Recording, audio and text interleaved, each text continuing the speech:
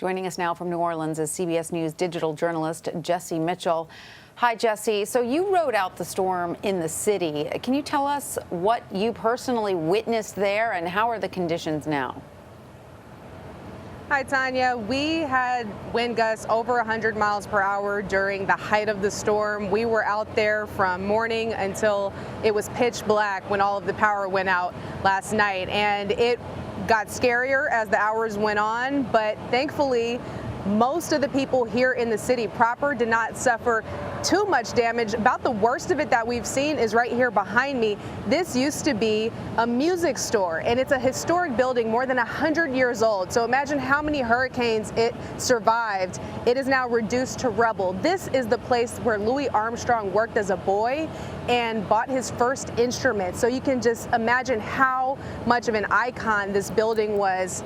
No more. And this mural behind me, that also fell. But for the most part, people were really just dealing with down power lines and trees. We saw lots of people out this morning taking those first steps outside to see just what they had endured. And we saw one woman's car had an entire power pole through it. The neighbors were discussing that. They said the power was still on when that happened, but that cut out the power to that street. Also, I saw a woman, moving branches from her home. That's one of the first things people are going to do, is just try to clear those roadways so they can get around. And thankfully, the weather has cleared up now, and so they can get to it, Tanya. That's good, but it is amazing to see those brick walls behind you, the rubble piled up. It looks like an explosion hit that building. Pretty incredible. So, Jessi, officials say that the levee system held up very well, but nearly 1 million people are without power in New Orleans. What are you hearing about the timeline to get the grid back up, especially at the city's hospitals? It is going to be multiple days before the grid is restored. And thankfully, where we're staying, there's a backup generator. A lot of people here, they know to have that backup generator ready to go. And that is what they're going to be relying on. And so we're surely going to see long lines at gas stations as people try to keep refueling those. It is going to be multiple days. Air conditioning is not working. And again, the weather is clear, which means it's summertime in Louisiana. It's going to get hot, and people are going to be suffering trying to charge their phones, trying to live comfortably however they can. And most people know to fill up their bathtubs before the storm hits. Thankfully, the levee system stayed put. The water mains here in the city are doing okay right now. Obviously, a lot of people outside of the city did not get that kind of relief, and we saw water rising all across southern Louisiana, but the city of New Orleans survived on that 16th anniversary of Hurricane Katrina.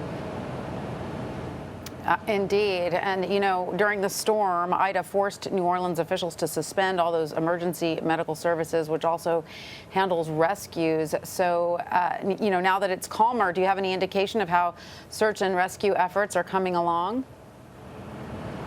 Unfortunately, there are thousands of calls across southern Louisiana that they're trying to get to. The Cajun Navy, the emergency operations services, nobody could get out during the storm because it's just not safe.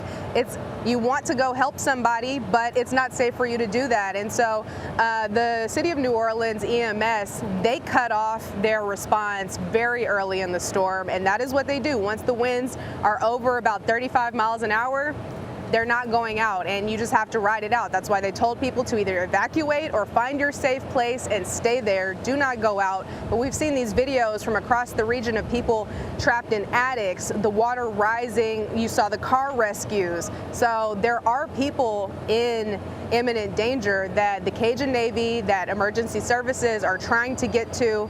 And over these next few hours, that will be critical, Tanya. All right. Well, Jessi Mitchell in New Orleans, thank you so much. We appreciate it.